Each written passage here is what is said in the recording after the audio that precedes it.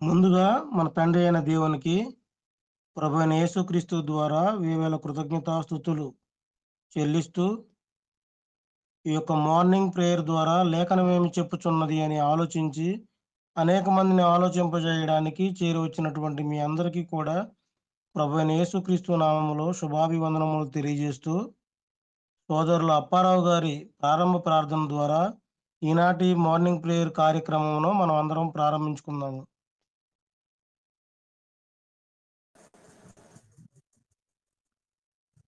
తండ్రి అయిన దేవుడికి కృతజ్ఞతలు చేరవచ్చిన మీ అందరికీ కూడా యేసుక్రీస్తు ప్రభు నామములో ఉదయకాల వందనములు శుభములు తెలియపరుచుకుంటున్నామండి. లేఖనము ఏమి చెప్పుచున్నది అనే కార్యక్రమం ప్రార్థన ద్వారా ప్రారంభించుకుందాం. అందరూ తలలో ఉంచుకుంటే ప్రార్థన. సర్వోన్నతుడవు, మహోన్నతుడవు, మహాగణుడవు, పరిశుద్ధుడు అయిన తండ్రి, మీ ఘనమైన, పరిశుద్ధమైన, విలువైన, బహుశ్రేష్టమైన మీ నామమునకు స్తుతులు, స్తోత్రములు, కృతజ్ఞతాస్తుతులు చెల్లించుకుంటున్నాం తండ్రి. ఈ ఉదయ కాలమున ఫోన్ కాంటాక్ట్ ద్వారా మమ్మలను సమకూర్చి తండ్రి మీ లేఖనమును చదువుకొనుటకు, మీ నామమున ప్రార్థన చేసుకొనుటకు మీరు మా ఎడల చూపించిన ఈ యొక్క ప్రేమ, కృప, కనికరములను బట్టి ప్రత్యేకంగా కృతజ్ఞతాస్తుతులు చెల్లిస్తున్నాం దేవా. చేరి వచ్చినటువంటి సేవకులను, విశ్వాసులను మీరు దీవించమని ప్రార్థన చేయుచున్నాం. రావలసిన వారిని సకాలంలో నడిపించమని వేడుకుంటున్నాం తండ్రి. ఈ గొప్ప భాగ్యం లేని వారికి అనుగ్రహించి మీరే మహిమ పొందమని ప్రార్థిస్తున్నాం తండ్రి. సమయంలో వాక్యం చదవటానికి, పాటలు పాడటానికి, వాక్యమును వివరించటానికి సిద్ధంగా ఉన్న మీ యొక్క బిడ్డలను దీవించి ఆస్వాదించి బలమును, శక్తిని, వివేకమును, జ్ఞానమునిచ్చి మీరే ఘనత పొందమని యేసుక్రీస్తు ప్రభువు నామమున ప్రార్థించి అడిగి వేడుకుంటున్నాం తండ్రి. ఆమేన్. వందనాలండి అందరికీ. చక్కగా ప్రార్థన చేసినటువంటి సోదరులు అప్పారావు గారికి వందనములు తెలియజేస్తూ, మొదటి కీర్తనగా సోదరులు లాలయ్య గారు పాడి వినిపిస్తారు. తర్వాత రెండవ కీర్తనగా స్వామి గారు పాడి వినిపిస్తారు.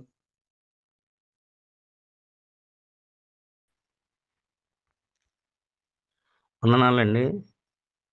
వందనాలు బాబు, వినిపిస్తుంది కదా.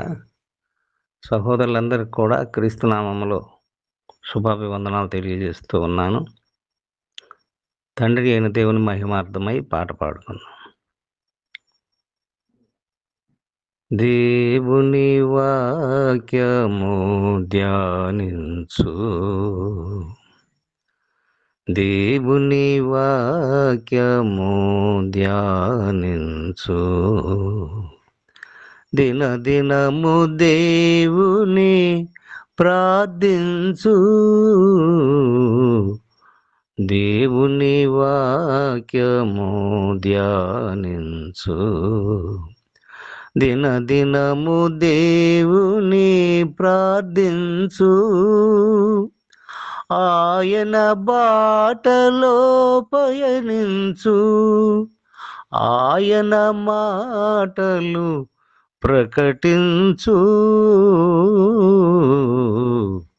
దేవుని వాక్యము ధ్యానించు.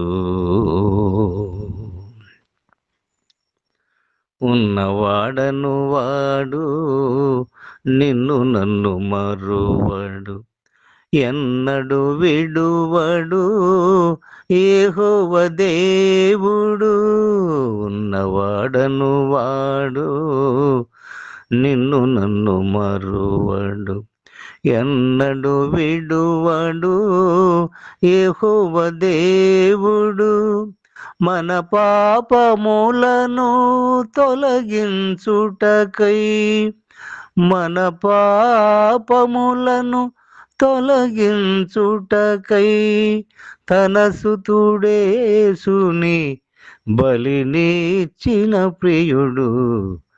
దేవుని వాక్యము ధ్యానించు. యెహోవా దయాళుడు, స్తుతులర్పించు. యథార్థమైనట్టి భక్తితో సేవించు. యెహోవా దయాళుడు, స్తుతులర్పించు. యథార్థమైనట్టి భక్తితో సేవించు. ఆత్మతో సత్యముతో ఆరాధించు. ఆత్మతో సత్యముతో ఆరాధించు. ఆయన మాటలు అనుసరించు. దేవుని వాక్యము ధ్యానించు. లేఖనాల వెలుగులో లోపాలు సవరించు. లోకమందున్నట్టి అజ్ఞానం తొలగించు. లేఖనాల వెలుగులో లోపాలు సవరించు. లోకమందున్నట్టి అజ్ఞానం తొలగించు. లోకాశలకు నీవు లోబడక జీవించు. లోకాశలకు నీవు లోబడక జీవించు. లోకమంతా సిలువ వార్తను ప్రకటించు. లోకమంతా సిలువ వార్తను ప్రకటించు. దేవుని వాక్యము ధ్యానించు. దినదినము దేవుని ప్రార్థించు. ఆయన బాటలో పయనించు. ఆయన మాటలు ప్రకటించు. దేవుని వాక్యము ధ్యానించు.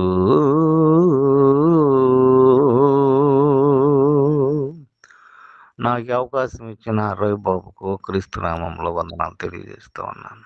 వందనాలయ్యా. తండ్రి దేవునికి కృతజ్ఞతాస్తుతులు. కూడొచ్చిన మీ అందరికీ యేసు ప్రభు నామంలో వందనాలండి. ఆకాశ పక్షులు చూడండి అన్న పాట పాడి దేవునికి మహిమగా పాడతాము. ఆకాశ పక్షులను చూడండి,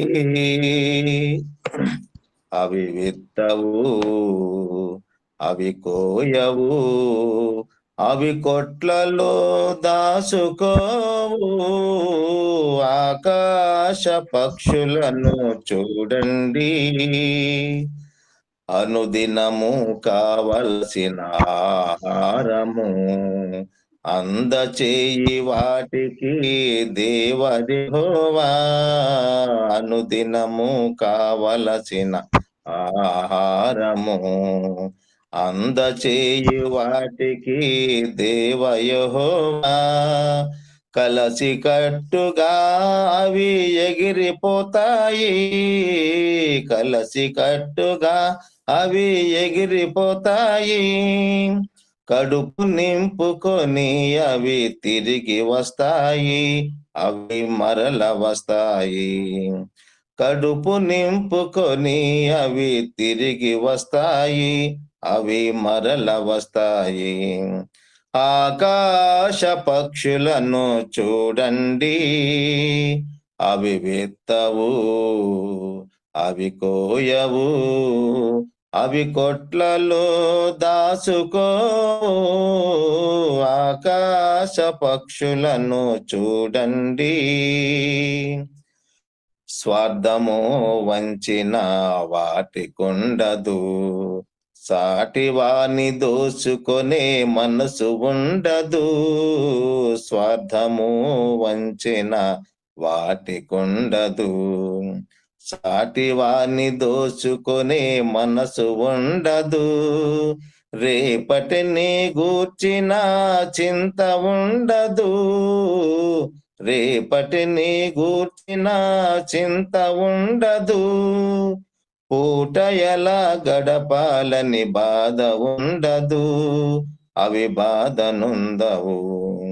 పూట ఎలా గడపాలని బాధ ఉండదు, అవి బాధనుందవు. ఆకాశ పక్షులను చూడండి, అవి విత్తవు, అవి కోయవు, అవి కొట్లలో దాచుకోవు. ఆకాశ పక్షులను చూడండి, పక్షులను పోషించే దేవా యెహోవా, మనుషులను పోషించుట మరచిపోవునా? పక్షులను పోషించే దేవా యెహోవా, మనుషులను పోషించుట మరచిపోవునా? సృష్టిలోని మనిషి జన్మ శ్రేష్టము కాదా? సృష్టిలోని మనిషి జన్మ శ్రేష్టము కాదా? ప్రభువు తోడుండగా ఎందుకు బాధ, నీకెందుకు బాధ? ప్రభువు తోడుండగా ఎందుకు బాధ, నీకెందుకు బాధ? ఆకాశ పక్షులను చూడండి, అవి విత్తవు, అవి కోయవు, అవి కొట్లలో దాచుకోవు. ఆకాశ పక్షులను చూడండి అన్నారండి. ఇప్పటి వరకు చక్కగా కీర్తనలు పాడి వినిపించినటువంటి సహోదరులు ఇరువురికి కూడా వందనములు తెలియజేస్తూ ఆదికాండము 48వ అధ్యాయమును మనం వాక్యపఠన భాగంగా చదువుకుందాము. మొదటి 8 వచనాలు సహోదరులు సుజయ్ గారు చదివి వినిపిస్తారు. తర్వాత 16వ వచనం వరకు సంధ్య చదివి వినిపిస్తుంది. తర్వాత 17వ వచనం నుండి 22వ వచనం వరకు యేసుపాదం గారు చదివి వినిపిస్తారు. అందరికీ వందనాలండి. ఆదికాండం 48వ అధ్యాయం. ఈ సంగతులైన తర్వాత ఇదిగో నీ తండ్రి కాయలాగా ఉన్నాడని ఒకడు యోసేపుతో చెప్పాను.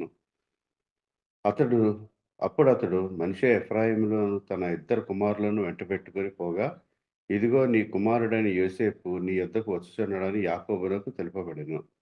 అంతటా ఇశ్రాయేలు బలము తెచ్చుకొని తన మంచము మీద కూర్చుండెను. యోసేపును చూచి కానాను దేశమందరి లూజులో సర్వశక్తి గల దేవుడు నాకు కనబడి నన్ను ఆశీర్వదించి, ఇదిగో నీకు సంతానాభివృద్ధి పొందించి నిన్ను విస్తరింపజేసి నీవు జనములు సమూహముగునట్లు చేసి నీ తరువాత నీ సంతానమునకును ఈ దేశమును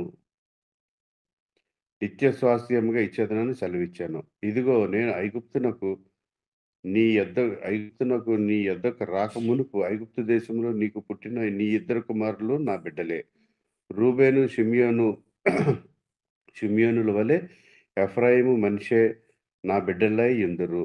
వారి తర్వాత నీవు కనిన సంతానము నీదే. వారు తమ సహోదరుల స్వాస్థ్యమును బట్టి వారి పేర్లు చొప్పున పిలువబడుదురు.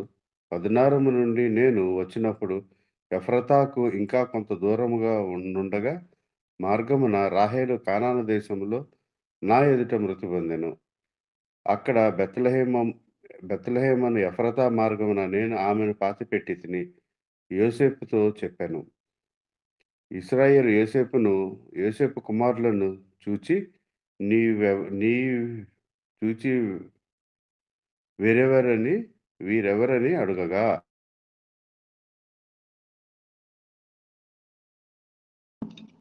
యోసేపు, వీరు నా కుమారులు, వీరిని ఈ దేశమందు దేవుడు నాకు అనుగ్రహించినని తన తండ్రితో చెప్పాను. అందుకతడు నేను వారిని దీవించుటకు నా దగ్గరకు వారిని తీసుకుని రమ్మనెను. ఇశ్రాయేలు కన్నులు వృద్ధాప్యము వలన మందముగా ఉండెను గనుక అతడు చూడలేకపోయాను.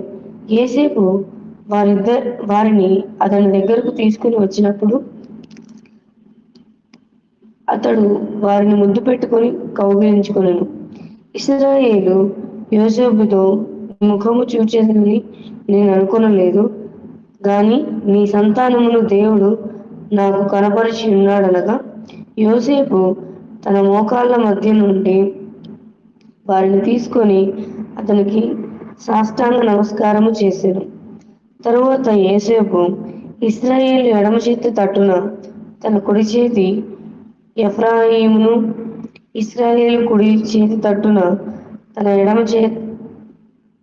ఎడమ చేత మనష్షేను పట్టుకొని వారినిద్దరిని అతని దగ్గరికి తీసుకుని వచ్చెను. మనష్షే పెద్దవాడైనందున ఇశ్రాయేలు తన చేతులను యుక్తిగా చాచి చిన్నవాడైన ఎఫ్రాయిము తల మీద తన కుడి చేతిని, మనష్షే తల మీద తన ఎడమ చేతిని ఉంచెను. అతడు యోసేపును దీవించి, నా పితరులైన అబ్రహాము, ఇస్సాకులు ఎవని ఎదుట నడుచుచుండిరో ఆ దేవుడు, నేను పుట్టినది మొదలుకొని నేటి వరకు ఎవడు నన్ను పోషించెనో ఆ దేవుడు, అనగా సమస్తమైన కీడులలో నుండి నన్ను తప్పించిన దూత ఈ పిల్లలను ఆశీర్వదించునుగాక. నా పేరును అబ్రహాము, ఇస్సాకులను, నా పితరుల పేరును వారికి పెట్టబడును గాక. భూమి యందు వారు బహుగా విస్తరించుదురు గాక అని చెప్పెను.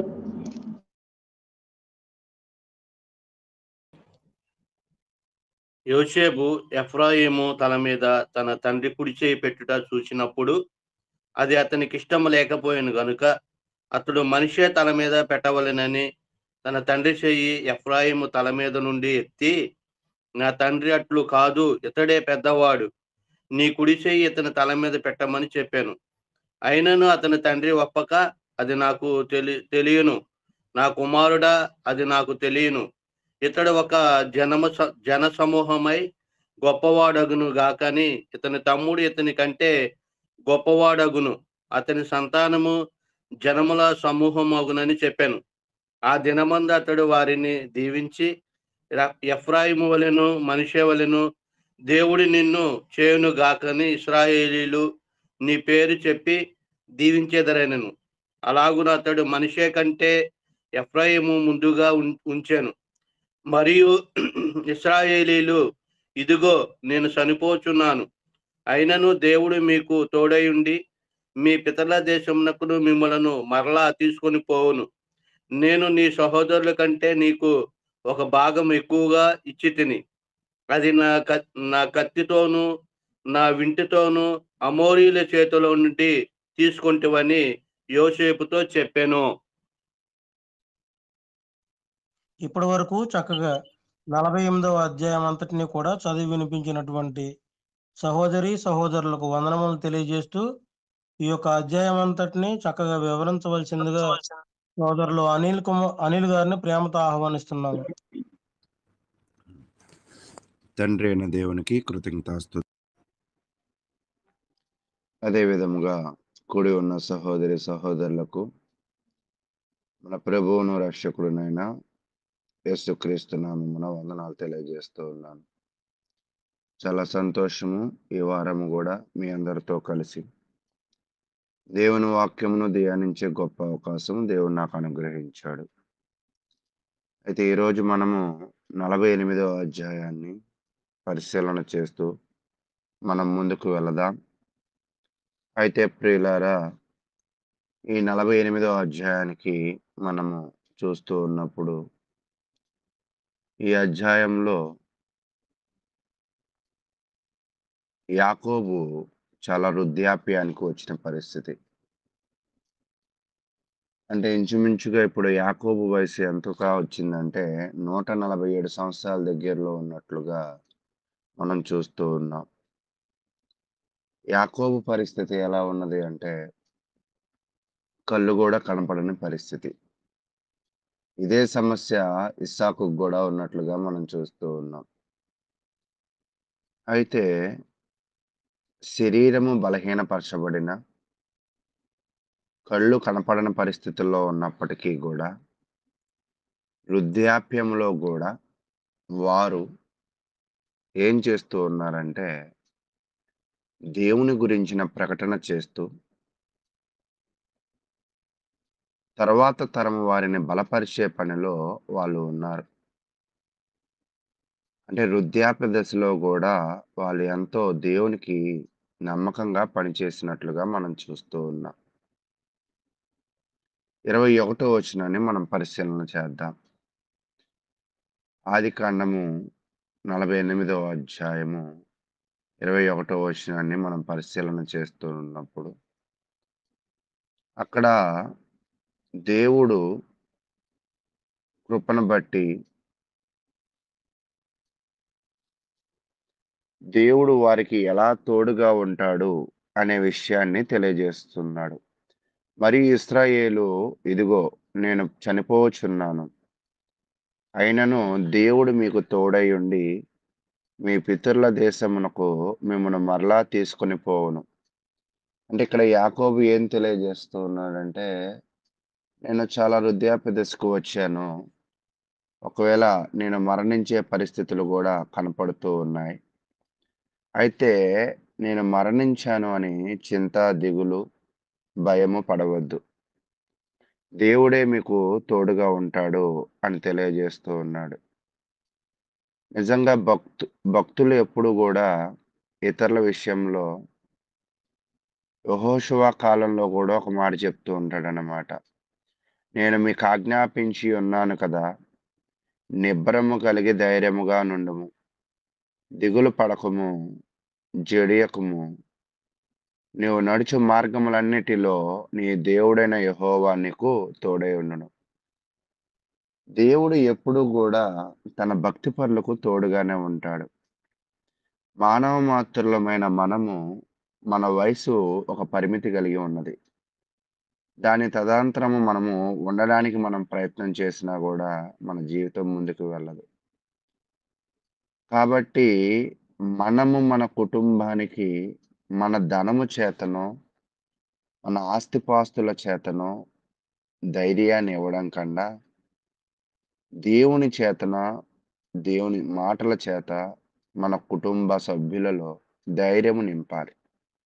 యాకోబు గూడా తన జీవితంలో మరి ధైర్యము నింపిన వ్యక్తిగా కనపడుతూ ఉన్నాడు. అయితే ప్రియులారా, భక్తిపరులు అయిన కొంతమంది జీవితాల నుంచి మనం నేర్చుకోవాల్సిన విధి విధానాలు ఇక్కడ చూస్తూ ఉన్నాం. అయితే ఈ 48వ అధ్యాయంలో యాకోబు వృద్ధాప్యానికి వచ్చాడు. యాకోబు వృద్ధాప్యానికి వచ్చినప్పుడు అతని వయసు ఇంచుమించుగా చనిపోయే సమయానికి ఆయన వయసు 147 సంవత్సరాలు. అంటే ఐగుప్తులో ఆయన ఏ వయసులో ఐగుప్తు దేశానికి వచ్చాడంటే 130 సంవత్సరాలకి ఆయన ఐగుప్తు దేశానికి వచ్చాడు. ఐగుప్తు దేశంలో ఎంతకాలం బ్రతికాడు అంటే 147 సంవత్సరాలు బ్రతికాడు. అంటే ఇంచుమించుగా 17 సంవత్సరాలు ఐగుప్తు దేశంలో ఆయన ఉన్నాడు.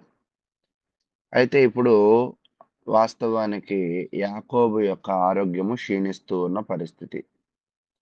ఈ క్షీణిస్తూ ఉన్న సంగతి ఎవరికి తెలియజేశారంటే యోసేపుకు తెలియజేశారు. యోసేపుకు తెలియజేసిన తరువాత యోసేపు యాకోబు దగ్గరికి బయలుదేరాడు. బయలుదేరుతూ యోసేపు తన యొక్క ఇరువురి యొక్క కుమారులు, అంటే ఈ అధ్యాయం అంతా ఎవరు మనకు కనపడతారంటే యాకోబు, యోసేపు, యోసేపు యొక్క కుమారులు కనపడుతూ ఉంటారు. బయలుదేరినప్పుడు 1వ వచనము, బయలుదేరిన తర్వాత యాకోబు ఏం చేశాడంటే, ఇదిగో నీ కుమారుడైన యోసేపు నీ యొద్దకు వచ్చుచున్నాడని యాకోబునకు తెలుపబడెను. అంటే యాకోబుకి ఆరోగ్యం బాగోలేదు, చాలా ఇబ్బంది పడుతూ ఉన్న సంగతి యోసేపుకు తెలిసింది కాబట్టి యోసేపు బయలుదేరి వస్తున్నాడు అనే విషయాన్ని యాకోబు విని బలము తెచ్చుకుని మంచం మీద కూర్చుండెను. వాస్తవానికి కూర్చోలేని పరిస్థితి, మాట్లాడలేని పరిస్థితి. కానీ యోసేపు వస్తున్నాడన్న విషయం యాకోబు తెలుసుకుని తనతో మాట్లాడడానికి ఆయన కూర్చున్నాడు. కూర్చున్న తరువాత యోసేపుతో ఇంకా యాకోబు కొన్ని విషయాలు చర్చిస్తూ ఉన్నాడు. నిజంగా ఇలాంటి చర్చే మనం ఎక్కడ చూస్తామంటే, దావీదు వృద్ధాప్య దశకు వచ్చినప్పుడు గూడా, దావీదు గూడా సొలొమోనుని ఏమంటాడంటే, వాక్యము చేతనే బలపరుస్తూ ఉంటాడు.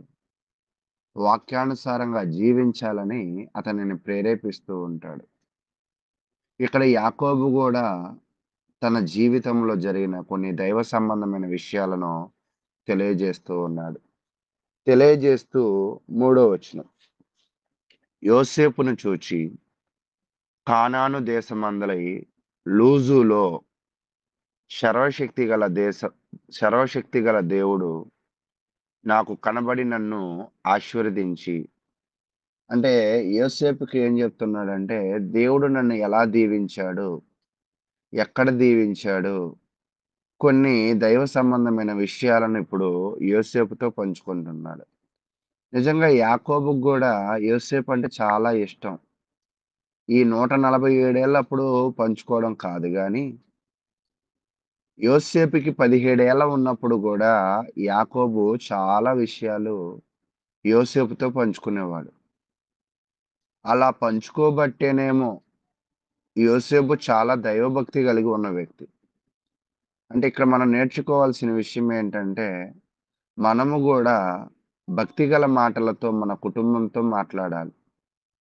దైవికమైన విషయాలను మన కుటుంబం వారితో చర్చించాలి. అలా చర్చించడం వల్ల వాళ్ళ విశ్వాసము అధికమవ్వడానికి అవకాశం ఉంటుంది. వాళ్ళు ధైర్యంగా ఉండడానికి అవకాశం ఉంటుంది. ఇప్పుడు యాకోబు గూడా ఈ విషయాలన్నీ ఎందుకు చెప్తున్నాడంటే, తాను వృద్ధాప్య దశకు వచ్చాడు. యాకోబు ఒకవేళ చనిపోతే యోసేపు కొంచెం బలహీనపడతాడనో, లేదా ఇబ్బంది పడతాడనో అది గ్రహించి యోసేపుతో దైవ సంబంధమైన విషయాలు చర్చిస్తూ, అయ్యా లూజులో, అంటే బేతేలుకు మరొక పేరు లూజు. అయితే బేతేలులో దేవుడు నాకు ప్రత్యక్షమై నాతో మాట్లాడి, సర్వశక్తిగల దేవుడు నాకు కనబడి నన్ను ఆశీర్వదించి, అంటే నన్ను దేవుడు బేతేలు ప్రాంతంలో ఆశీర్వదించాడయ్యా. ఏమని ఆశీర్వదించాడంటే, నీ సంతానాన్ని అభివృద్ధి పరుస్తానని, నీకు దేశాన్ని స్వాస్థ్యముగా ఇస్తానని అని నాకు ఆశీర్వదించాడు. 5వ వచనం. ఇదిగో నేను ఐగుప్తునకు నీ యొద్దకు రాకమునుపు ఐగుప్తు దేశంలో నీకు పుట్టిన నీ 2 కుమారులు నా బిడ్డలే. అంటే ఇప్పుడు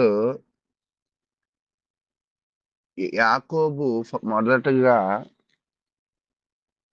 యోసేపుకి ఏం తెలియజేశాడంటే, దైవ సంబంధంగా దేవుడు నన్ను దీవించాడు అని తెలియజేస్తూ, ఇప్పుడు యాకోబు ఒక దత్తత తీసుకున్న పరిస్థితులను మనం చూస్తూ ఉన్నాం. చాలా మందికి తెలియని విషయం ఏంటంటే, 12 గోత్రాలలో మనష్షా, ఎఫ్రాయిములు ఎలా చేరారు అనేది తెలియని పరిస్థితి. ఎలా చేరారు అంటే, యాకోబు కుమారులు 12 మంది, కుమార్తె ఒక ఆమె దీనా. ఈ 12 మందిలో యోసేపు కనపడడు గోత్రాలలో. ఎవరు కనపడతారంటే, మనష్షా, ఎఫ్రాయిములు కనపడతారు. ఎందుకు కనపడతారంటే, మనష్షా, ఎఫ్రాయిములను యాకోబు ఒక రకంగా దత్తత తీసుకొని, రూబేను, షిమ్యోనులు ఎలాగో నాకు ఎఫ్రాయిము, మనష్షేలు కూడా అలాగే అని తెలియజేస్తూ ఉన్నాడు. అయితే ఇక్కడ మనం నేర్చుకోవాల్సిన విషయం ఏమిటి అంటే, ఇదంతా కూడా దైవ చిత్తానుసారంగా జరుగుతున్న పరిస్థితి. అప్పుడు యోసేపుని పిలిచి, నీతో పాటు వచ్చిన వారు ఎవరు అని కనుక్కొని,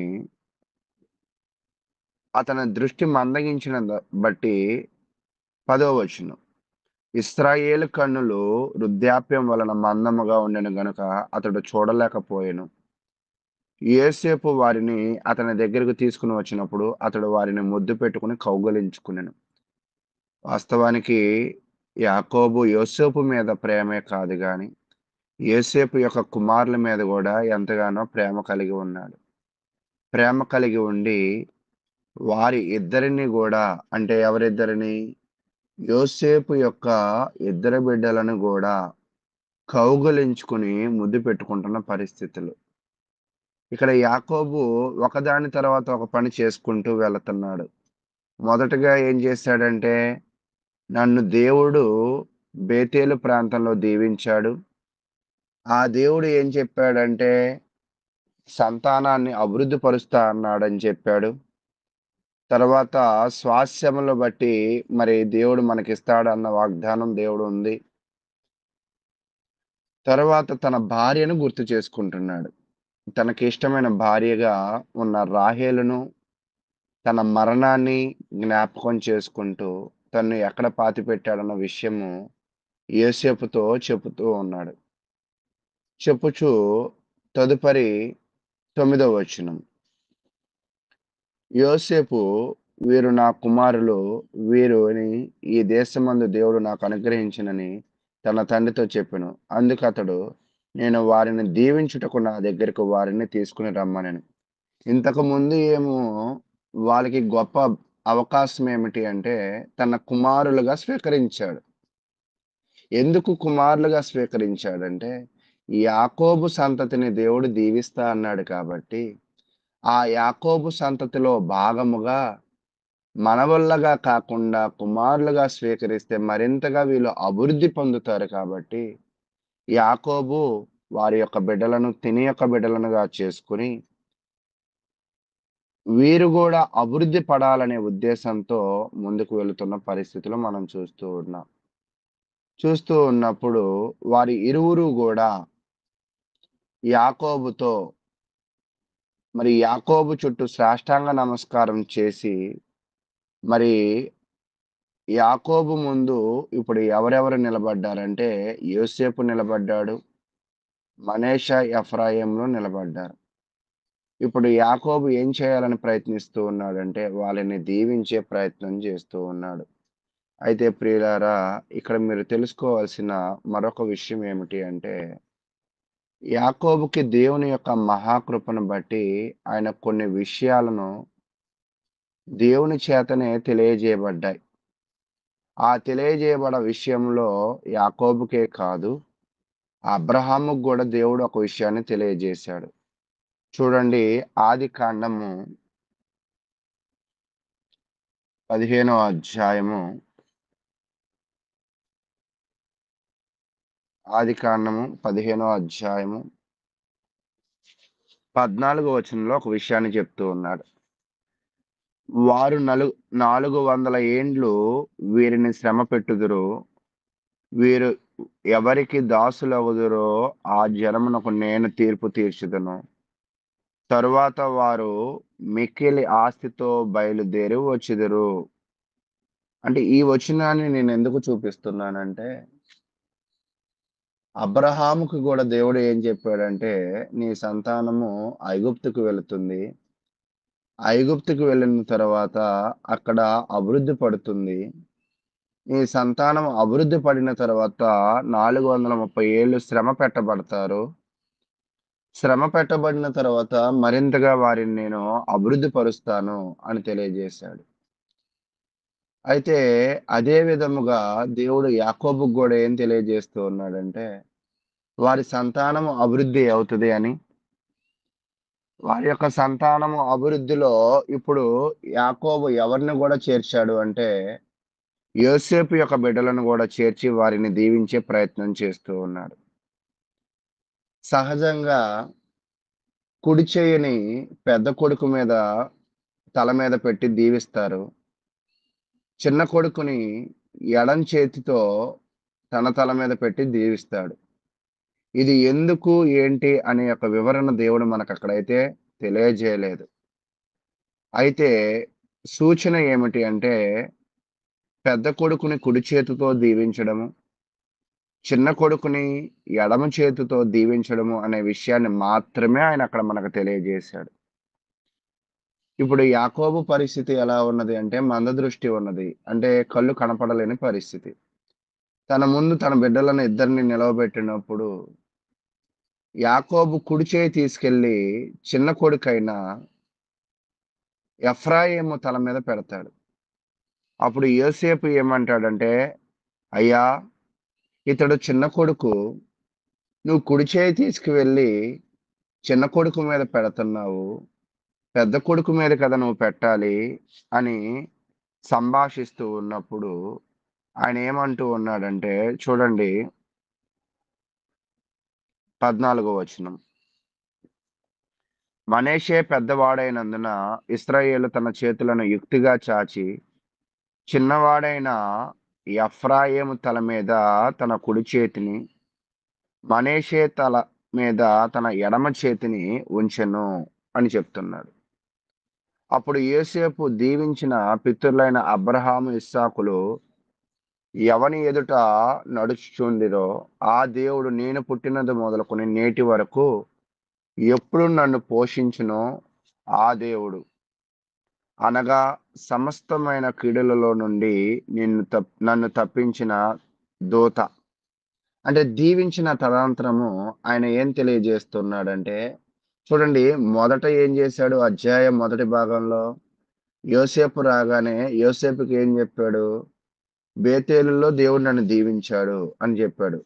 తదుపరి ఏం చేశాడు, రాహేల్ని జ్ఞాపకం చేసుకున్నాడు. తదుపరి ఏం చేశాడు, నీ సంతానాన్ని కూడా నా పుత్రులుగా చేసుకుంటా అన్నాడు. తదుపరి ఏం చేశాడు, వారిని కూడా దీవించాడు. మరలా ఏం చేస్తున్నాడంటే దేవుని యొక్క మహోన్నతతను చెప్తూ ఉన్నాడు. సమస్త కీడులలో అంటే మనం నిన్నటి అధ్యాయంలో కూడా, అంటే శనివారం అధ్యాయంలో కూడా ఏం చూసామంటే, అంటే యాకోబు తన జీవితంలో ఎన్నో దుఃఖ దినములు అనుభవించినట్లుగా చెప్తూ ఉంటాడు.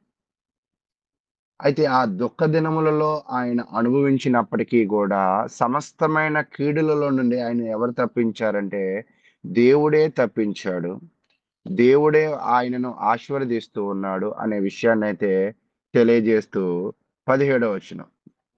యోసేపు ఎఫ్రాయిము తల మీద తన తండ్రి కుడి చేయి పెట్టుట చూచినప్పుడు అది అతనికి ఇష్టము కాకపోయింది గనుక అతడు మనష్షే తల మీద పెట్టవలనని తన తండ్రి చేయి ఎఫ్రాయిము తల మీద నుండి ఎత్తి, అంటే వాస్తవానికి ఇతను పెద్ద కొడుకు కదా,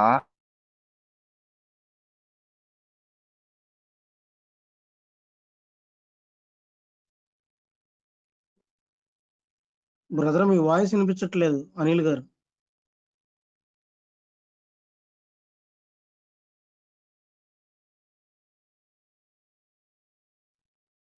అనిల్ గారు మీ వాయిస్ వినిపించట్లేదండి.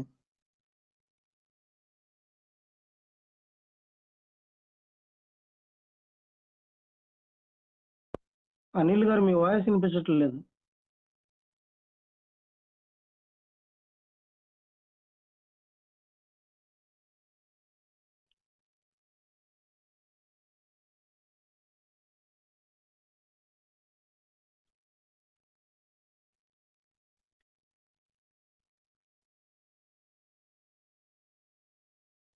ఓకే, ఇప్పుడు మాట్లాడండి అనిల్ గారు. స్పీకర్ ఆన్ చేయండి.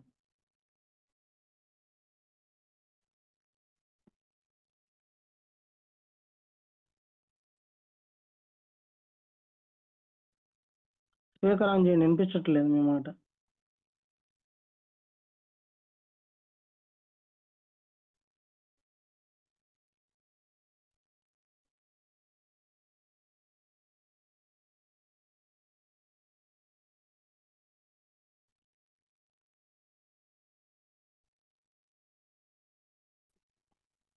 నా మాట ఇప్పుడు వినపడుతుందండి? ఇప్పుడు వినపడుతుందండి, మాట్లాడండి. రోమిలు రాసిన పత్రిక 9వ అధ్యాయము 12వ వచనం. పిల్లలు ఇంకా పుట్టి మేలైనను కీడైన చేయక ముందే పెద్దవాడు చిన్నవానికి దాసుడగును. నిజంగా ఒక్కోసారి ఆశ్చర్యకరమైన విషయం ఏమిటంటే, కయ్యోను హేబేలు విషయంలో దేవుడు హేబేల్ని బాగా చూసిన పరిస్థితి. తర్వాత ఇస్సాకు జీవితంలో ఇష్మాయేలు, ఇస్సాకు, చిన్నవాడైన ఇస్సాకు పక్షాన దేవుడు ఉన్నాడు. తర్వాత ఏశావు, యాకోబు, దేవుడు యాకోబు పక్షాన ఉన్నాడు. తర్వాత యాకోబు బిడ్డలో యోసేపు పక్షాన ఉన్నాడు. ఇప్పుడు మనష్షే ఎఫ్రాయిం పక్షాన దేవుడు ఉన్నాడు. అంటే ఒక్కోసారి పెద్దవాళ్ళ కన్నా దేవుడి యొక్క చిత్తంలో చిన్నవాళ్ళని దీవిస్తున్న పరిస్థితులు మనము భూమి పుట్టిన మొదలుకొని చూస్తూనే ఉన్నాం. అలాగే ఇప్పుడు యాకోబు తన కంటికి మందదృష్టి ఉందేమో గాని ఆత్మ సంబంధమైన దానిలో ఆయనకి మందదృష్టి లేదు. ఆయన చిన్నవాడైన ఎఫ్రాయిమునే మొదట దీవించాలనుకున్నాడు. ప్రప్రథమ కుమారుడు ఎలాగా ఆశీర్వాదాలు పొందడానికి అర్హుడో ఎఫ్రాయిముని ప్రథమ కుమారుడుగా ఈయన భావించి అతనికి గొప్ప దీవెనలను ఇచ్చాడు. దీవెనలు ఇస్తూ చిన్న కుమారుడు కూడా గొప్పవాడు, అంటే మనీషా కూడా గొప్పవాడే అవుతాడు, గొప్ప సంతానమే అవుతాడు అనే విషయాన్ని అక్కడ మనకు తెలియజేస్తూ ఉన్నాడు. కాబట్టి ప్రియులారా, ఇక్కడ నేను చెప్పాలనుకుంటున్న విషయం ఏమిటి అంటే, మన జీవితంలో మనము మరి దేవుని ఎడల విశ్వాసమును విధేయతను కలిగి ఉంటే దేవుడే మనల్ని గొప్పవాడుగా చేస్తూ ఉంటాడు. వృద్ధాప్య దశలో యాకోబు ఏం చేశాడంటే తన కుటుంబ సభ్యులతో మరి యోసేపును పిలిచి దైవ సంబంధమైన విషయాలను చెప్పి దేవుడు నాకు ఎలా తోడుగా ఉన్నాడో నీకు అలాగే తోడుగా ఉంటాడని చెప్తున్నాడు. అలాగే మనం చూస్తున్నప్పుడు ఎఫ్రాయిం గోత్రంలో నుంచి ఎవరు వచ్చారంటే యెహోషువ వచ్చాడు. మనష్షే గోత్రంలో నుంచి ఎవరు వచ్చారంటే గొప్ప గిద్యోను వచ్చారు. అయితే గోత్రాల్లో నుంచి గొప్ప వాళ్ళు ఎలా పుట్టారో ఈరోజు దేవుడికి విధేయులుగా జీవించినట్లయితే నీ సంతానంలో నుంచి కూడా దేవుడు గొప్పవారిని తీసుకొచ్చే అవకాశం అయితే ఉంది. కాబట్టి మీరందరూ దేవునికి విధేయులుగా జీవించినట్లయితే దేవుడు కూడా మిమ్మల్ని దీవించడానికి ఇష్టపడుతూ ఉన్నాడు. కాబట్టి ఈ యొక్క ఉదయకాలమున వినిన మీ అందరూ దేవుని యొక్క దీవెనలు పొందాలని కోరుకుంటూ మరి ఎంతో ఓపికగా విన్న మీ అందరికీ ప్రభు నామమున వందనాలు తెలియజేస్తూ ఉన్నాను. ఇప్పటి వరకు చక్కగా 48వ అధ్యాయం అంతటిని కూడా వివరించినటువంటి సహోదరులు అనిల్ గారికి వందనములు తెలియచేస్తూ ఈ యొక్క తదుపరి మెసేజ్ కొరకు కూడా అలాగే ఇప్పటి వరకు జరిగిన కార్యక్రమం అంతటి గురించి కూడా ప్రార్థన సహాయం కోరవలసిందిగా సోదరులు అప్పారావు గారిని కోరుకుంటున్నాము.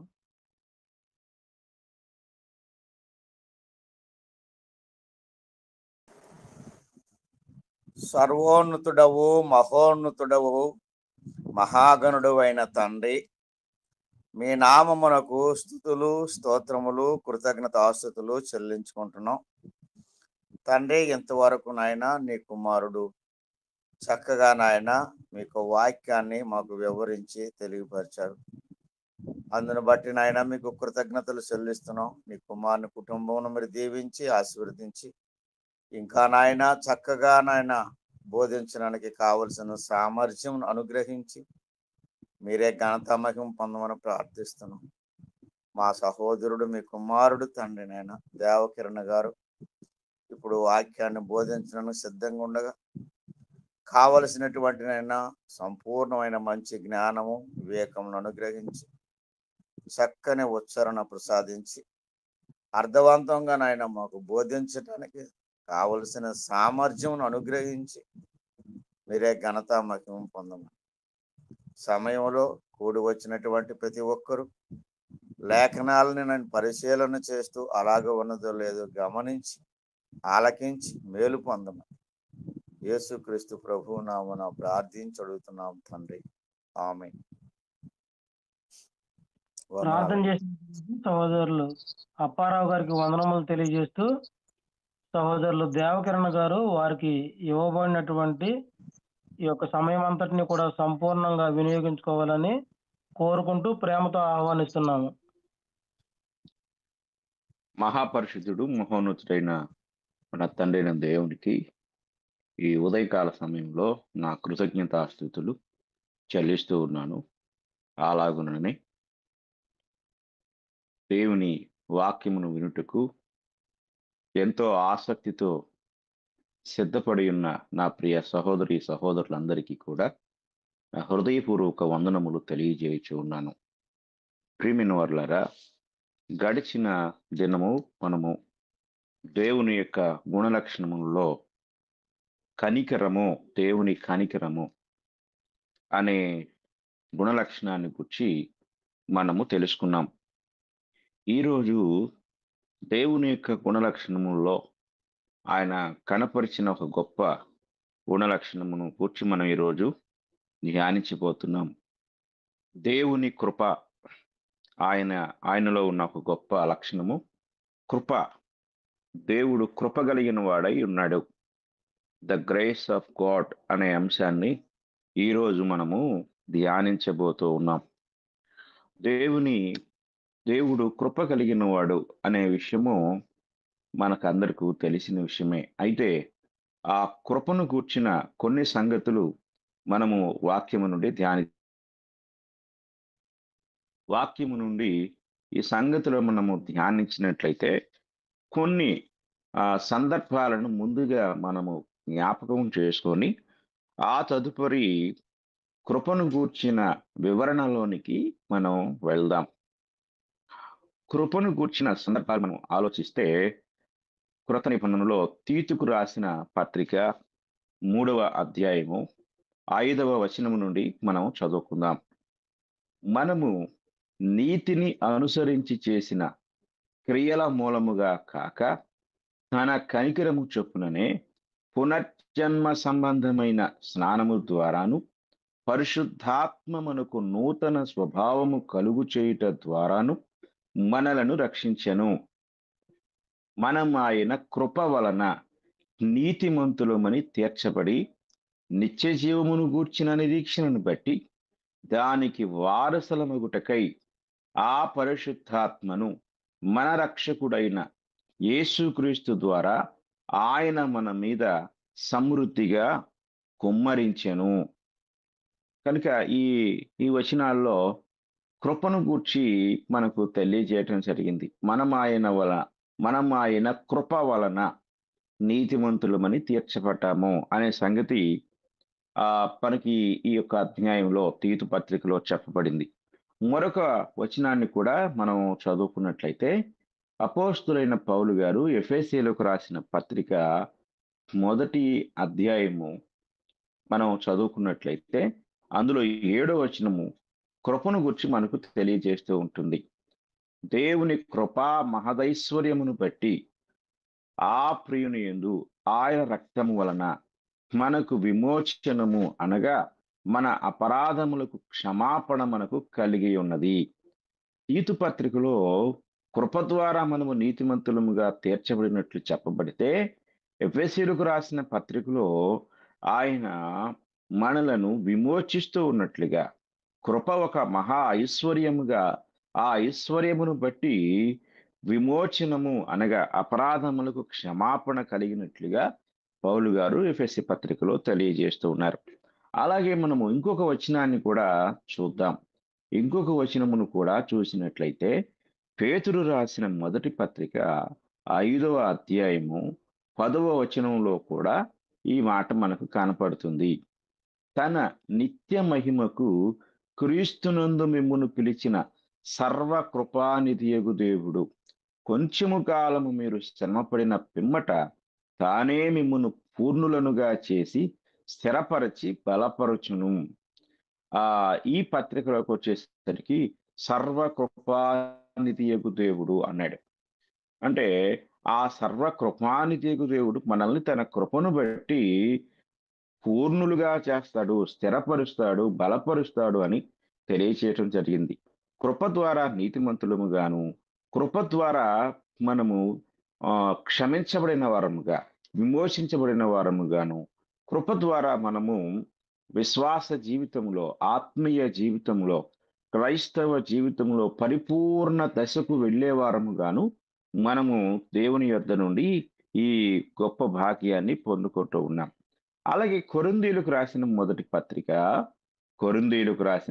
పత్రిక మనం చదువుకున్నట్లయితే ఈ కొరింథీయులకు రాసిన మొదటి పత్రికలో 6వ అధ్యాయము 1వ వచనములో పౌలు గారు మాట్లాడుతూ ఆయన ఇలా అంటూ ఉంటాడు. 6వ అధ్యాయము మనం జాగ్రత్తగా పరిశీలించినట్లయితే కొరింథీయులకు రాసిన మొదటి పత్రిక 6వ అధ్యాయంలో మరి పౌలు గారు ఈ విషయాన్ని తెలియజేస్తూ ఉంటాడు. ఒక్క నిమిషం అండి, దయచేసి కరెంట్ పోయింది, ఒక్క నిమిషం.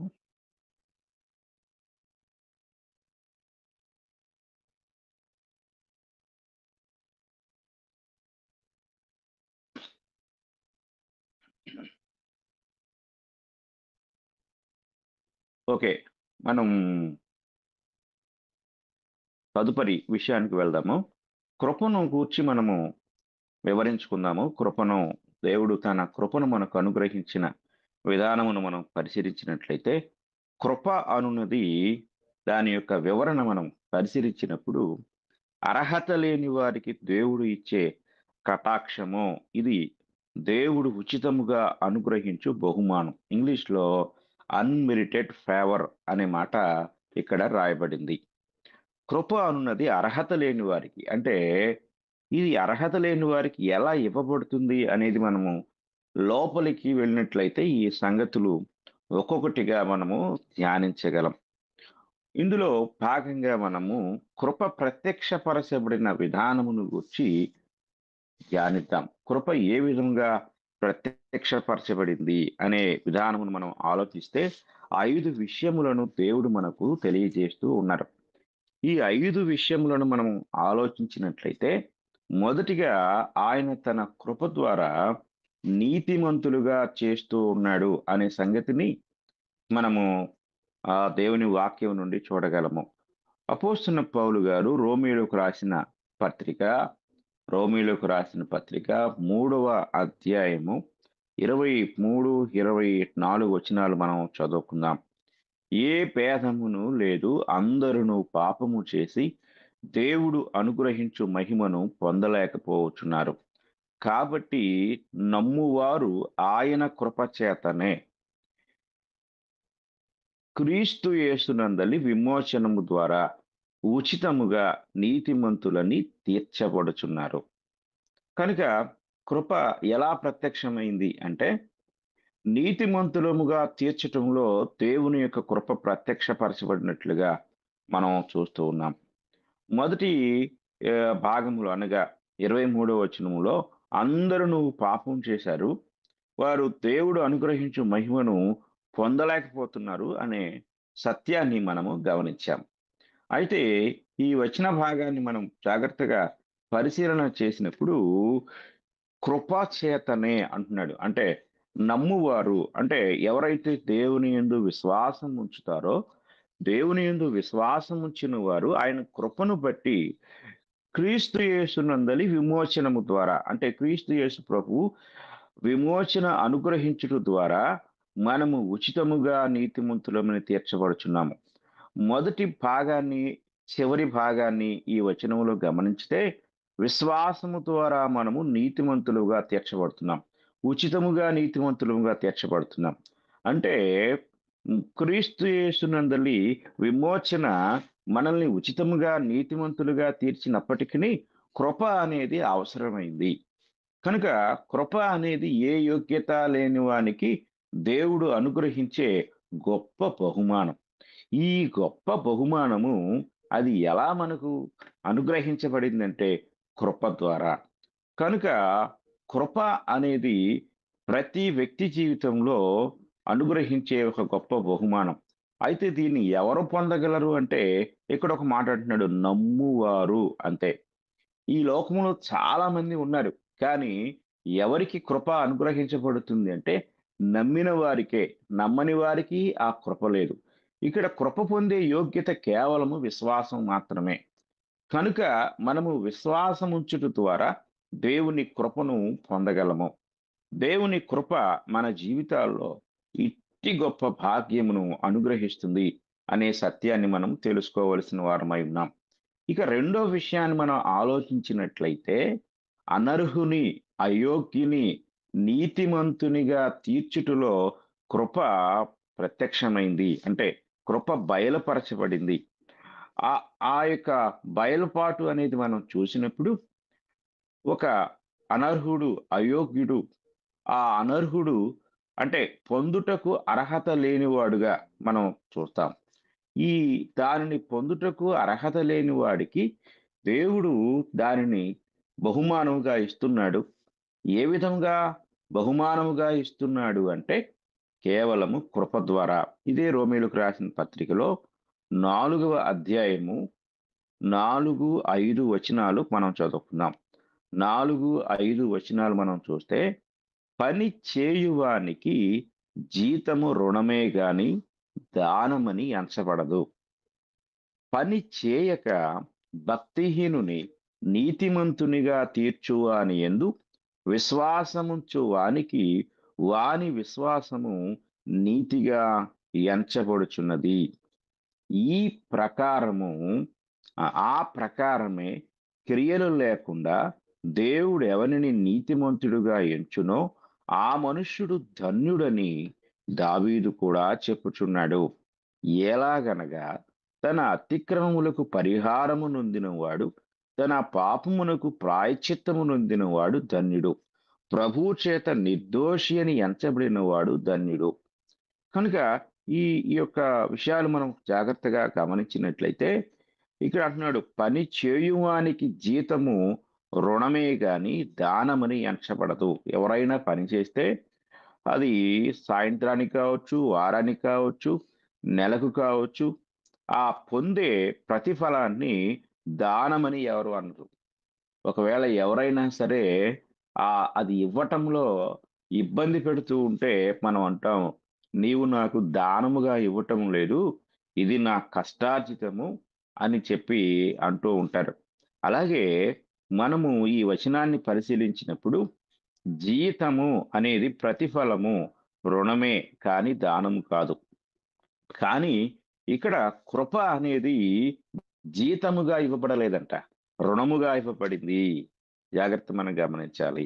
దానముగా అనుగ్రహించబడింది, రుణముగా కాదండి, దానముగా. పని చేయక భక్తిహీనుని నీతిమంతునిగా తీర్చువాని యందు విశ్వాసముంచువానికి వాని విశ్వాసము నీతిగా ఎంచబడుచున్నది. కనుక విశ్వాసముంచుట ద్వారా మనము ఏ పని చేయకపోయినప్పటికీ క్రీస్తునందు విశ్వాసముంచుట ద్వారా మనము ఉచితముగా అనగా దానముగా నీతిమంతులముగా తీర్చబడుతున్నాం. అంటే కృప మనకు దానముగా అనుగ్రహించబడింది, బహుమానముగా అనుగ్రహించబడింది. కనుక మనమందరము కూడా అనర్హులమే, అయోగ్యులమే. అయోగ్యులముగా అనర్హులముగా ఉన్న మనలను ఆయన నీతిమంతులుగా తీర్చుటలో తన కృపను ప్రత్యక్షపరిచినట్లుగా మనం ఈ వచనంలో చూడగలం. అలాగే మనము మూడవ విషయాన్ని కూడా, కృప యొక్క ప్రత్యక్షతను గూర్చిన మూడవ విషయమును కూడా మనము ధ్యానించినట్లయితే కృప మనకు ఏమి అనుగ్రహించింది అనేది చూసినప్పుడు ఎఫెసీయులకు రాసిన పత్రిక మనము చదువుకుందాం. 2వ అధ్యాయము, ఎఫెసీయులకు రాసిన పత్రిక 2వ అధ్యాయము 8వ వచనం నుండి మనం చదువుకున్నట్లయితే, మీరు విశ్వాసము ద్వారా కృపచేతనే రక్షింపబడి ఉన్నారు, ఇది మీ వలన కలిగినది కాదు, దేవుని వరమే. చూడండి, ఈ వచనాన్ని మనం పరిశీలించినప్పుడు మీ వలన కలిగింది కాదు అంటే రక్షణ దేవుడు మనకు అనుగ్రహించుటకు ఆయన అనుగ్రహించిన మహాభాగ్యము కృప అనే ఒక బహుమానం. ఈ కృప అనున్నది దేవుడు మనకు ఒక ఉచితముగా అనుగ్రహించిన వరము. అది క్రియల వలన కలిగినది కాదు గనుక ఎవడును అతిశయపడ వీలు లేదు. మరియు వాటి యందు మనము నడుచుకొనవలెనని దేవుడు ముందుగా సిద్ధపరచిన సత్క్రియలు చేయుటకై మనము క్రీస్తు యేసునందు సృష్టింపబడిన వారమై ఆయన చేసిన పని అయి ఉన్నాము. అంటే దేవుడు మనలను కృప ద్వారా నూతన సృష్టిగా చేస్తూ ఉన్నారు. ఆయన కృప మనలను క్రీస్తు యేసునందు ఒక నూతన సృష్టిగా చేసింది. పాత జీవితంలో ఉన్న మనము, దేవుని చిత్తమునకు వేరుగా ఉన్న మనము, లోకములో పాపములో భ్రష్టత్వంలో ఉన్న మనము తిరిగి క్రీస్తునందు ఒక నూతన సృష్టిగా చేయబడు భాగ్యమును దేవుడు మనకు అనుగ్రహించి ఉన్నారు. ఆ నూతన సృష్టి కేవలము దేవుని యొక్క కృప అనే సత్యాన్ని మనము జాగ్రత్తగా గ్రహించవలసిన వారమై ఉన్నాం. కనుక కృప అనున్నది మన జీవితంలో ఒక అద్భుతమైన మహాభాగ్యముగా మనము ఎంచవలసిన వారమై ఉన్నాం. కృప అనున్నది దేవుడు మనకు అనుగ్రహించిన గొప్ప బహుమానము. అది ఉచితముగా, అది క్రియల ద్వారా అంటే మనము చేసిన క్రియల ద్వారా. ఈ సత్యాన్ని మనం చాలా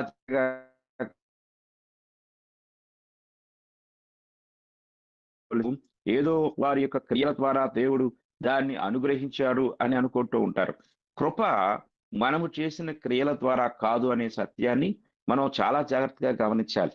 దీనిని మొదటగా మనం చదువుకున్న తీతు పత్రికలో చూస్తే, తీతుకు రాసిన పత్రిక 3వ అధ్యాయము మనము గమనిద్దాం. 3వ అధ్యాయము 5వ వచనాన్ని మనం తీతుకు రాసిన పత్రిక 3వ అధ్యాయము 5వ వచనములో, మనము నీతిని అనుసరించి చేసిన క్రియల మూలముగా కాక, మరలా ఇక్కడ కృపను గురించి మాట్లాడుతూ క్రియల ద్వారా కాదు అని చెప్తున్నాడు. క్రియల మూలముగా కాక తన కనికరము చొప్పుననే, అంటే దేవుడు ఆయన తన కనికరాన్ని మనకు అనుగ్రహించారు. మనం గత పాఠంలో కనికరమును గూర్చి మనము చెప్పుకున్నాం. ఆయన తన కనికరము చొప్పుననే అంటాడు. అంటే కనికరము అంటే దేవుని యొక్క కనికరము మనకు కృపను అనుగ్రహించుటలో గొప్ప బహుమానముగా ఇవ్వబడింది. తన కనికరము చొప్పుననే పునర్జన్మ సంబంధమైన స్నానము ద్వారాను పరిశుద్ధాత్మ మనకు నూతన స్వభావము కలుగు చేయుట ద్వారాను మనలను రక్షించెను.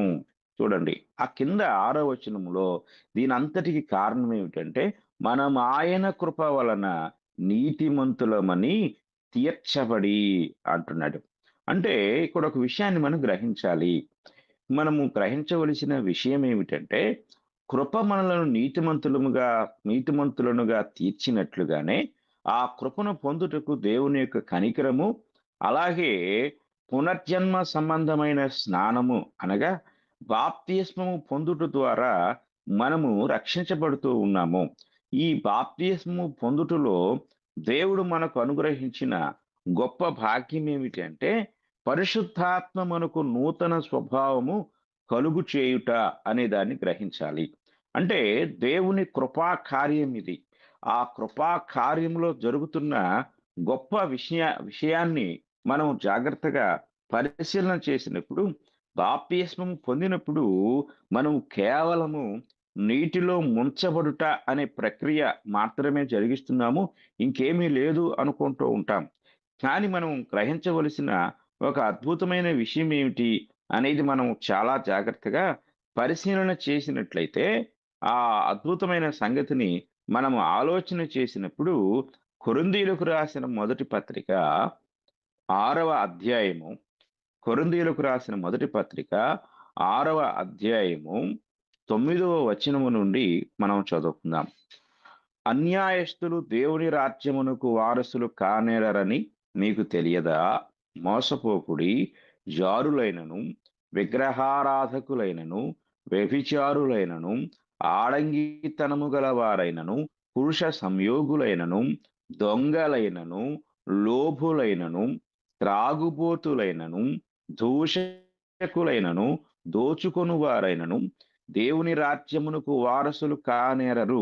మీలో కొందరు అట్టివారైంటిరి గాని ప్రభువైన యేసుక్రీస్తు నామములను మన దేవుని ఆత్మయందును మీరు అడుగబడి పరిశుద్ధపరచబడిన వారై నీతిమంతులుగా తీర్చబడితిరి. అంటే బాప్తిస్మంలో మనము కేవలము నీటిలో ముంచబడుతున్నాము, అలా నీటిలో ముంచబడటం ద్వారా రక్షించబడుతున్నాము అని మనం తెలుసుకుంటూ ఉంటాము. కానీ మనము మనవంతుగా మన పాపములను ఒప్పుకొని మారు మనసు పొంది ఆ నీటిలోనికి బాప్తిస్మం పొందుట ద్వారా రక్షణ యొక్క ప్రక్రియలోనికి మనం పాలు పంపులు పొందుతూ ఉంటే, దేవుడు మనకు అనుగ్రహించే మహాకృప ఏమిటంటే, పరిశుద్ధాత్మ ద్వారా మనలను పరిశుద్ధపరుస్తూ ఉన్నాడు. పరిశుద్ధాత్ముడు పరిశుద్ధపరచకుండా కృప యొక్క సద్వినియోగత మన జీవితంలో జరగదు. అంటే దేవుడు అనుగ్రహించిన కృప మన జీవితంలో కార్యసాధకము జరగవలనంటే మనము నీటిలో ముంచబడటం మాత్రమే కాదు, కానీ పరిశుద్ధాత్మ ద్వారా మనము కడుగుబడుట ద్వారా, పరిశుద్ధాత్మ మనను పరిశుద్ధపరచుట ద్వారా మనము నీతిమంతులుగా తీర్చబడుతున్నాము. అనగా ఈ కృప యొక్క రక్షణ కార్యంలో ఎందరు పనిచేస్తున్నారో మనం గ్రహించాలి. పరిశుద్ధాత్ముడు మనకు అట్టి గొప్ప భాగ్యమును అనుగ్రహిస్తూ ఉన్నారు. అంత మాత్రమే కాదు, ప్రభు అయిన యేసు క్రీస్తు యొక్క రక్తము మనలను పరిశుద్ధపరుస్తుంది. అంటే ప్రభు అయిన యేసుక్రీస్తు రక్తము మనలను పరిశుద్ధపరచటము, పరిశుద్ధాత్మ దేవుడు మనలను ఈ ప్రక్రియలో శుద్ధి చేయటము అనే గొప్ప కార్యము ఒక వ్యక్తి కృపను తన జీవితంలో సంపూర్ణముగా పొందుటకు లేక వినియోగించుకొనుటకు ఒక గొప్ప భాగ్యముగా మనకు కనపడుతుంది. పేతురు రాసిన మొదటి పత్రిక 1వ అధ్యాయము 2వ వచనాన్ని మనం చదువుకున్నట్లయితే, ఈ 2వ వచనంలో ఒక చక్కని మాట మనకు కనపడుతుంది. ఆత్మ వలన పరిశుద్ధత పొందిన వారై అనే మాట అక్కడ మనకు కనపడుతుంది. ఆత్మ వలన అనగా బాప్తిస్మము అనే ప్రక్రియలో మనము పరిశుద్ధాత్మ ద్వారా పరిశుద్ధపరచబడి ఆ తరువాత మనము నూతన స్వభావాన్ని పొందుకుంటున్నాం. మరలా తీతుకు రాసిన పత్రిక 3వ అధ్యాయము 5వ వచనానికి వచ్చినట్లయితే, కృప అనున్నది మన జీవితంలో ప్రత్యక్షపరచబడిన విధానము, నూతన సృష్టి, నూతన స్వభావము. ఇది మనం జాగ్రత్తగా గ్రహించాలి. చాలా మంది రక్షించబడినామనే భ్రమలో ఉన్నప్పటికీ వారి జీవితములలో నూతన స్వభావము, నూతన సృష్టి కనిపించదు. కనుక అది కేవలము నీటిలో ముంచబడుట అనే ప్రక్రియతోనే ఆగిపోయింది. దేవుడు తన కృపను మనకు అనుగ్రహించి ఉన్నారు. ఈ కృపలో మనకు ఈ గొప్ప స్వభావము అనుగ్రహించబడాలి. పరిశుద్ధాత్మ మనకు నూతన స్వభావము కలుగు చేయుట ద్వారా, అనగా మనము న్యూ క్రియేషన్ అవుతున్నాం. అంటే క్రొత్త సృష్టిగా చేయబడుతున్నాము. ఈ క్రొత్త సృష్టిగా చేయబడుట అనేది మనందరి జీవితంలో దేవుడు అనుగ్రహించే ఒక గొప్ప భాగ్యమైనది. ఇది కృప ద్వారా మాత్రమే దేవుడు అనుగ్రహించెను అనే సంగతిని మనము చాలా జాగ్రత్తగా గ్రహించవలసిన వారమై ఉన్నాం. అంటే కృప లేకపోతే మన జీవితంలో వీటన్నిటినీ పొందలేం అనే విషయాన్ని మనము జాగ్రత్తగా ఆలోచించవలసిన వారమై ఉన్నాము. కనుక దేవుడు మనకు అనుగ్రహించిన ఈ కృప చాలా గొప్పది. కనుక పూర్వకాలము నుండి కూడా కృప మానవాళి జీవితంలో ప్రత్యక్షపరచబడుతూనే ఉంది. మనం ఒకసారి ఆది కాండము 6వ అధ్యాయాన్ని చదువుకున్నట్లయితే, ఆది కాండము 6వ అధ్యాయంలో మనకు ఒక అద్భుతమైన సంఘటన మరి నోవాహు గారిని గూర్చి మనకు చెప్పబడుతూ ఉంటుంది. ఆది కాండము 6వ అధ్యాయము 8వ వచనాన్ని మనం చదువుకుంటే, అయితే నోవహు యెహోవా దృష్టి యందు కృప పొందిన వాడాయను అనే మాట కనపడుతుంది. కనుక కృప అనే దాన్ని మనం ఆలోచించినప్పుడు మొదటిగా నోవహు దేవుని కృప పొందిన వాడిగా మనము గ్రహించగలము. కనుక మనము ఆ కృప అనేది అనేకుల యొక్క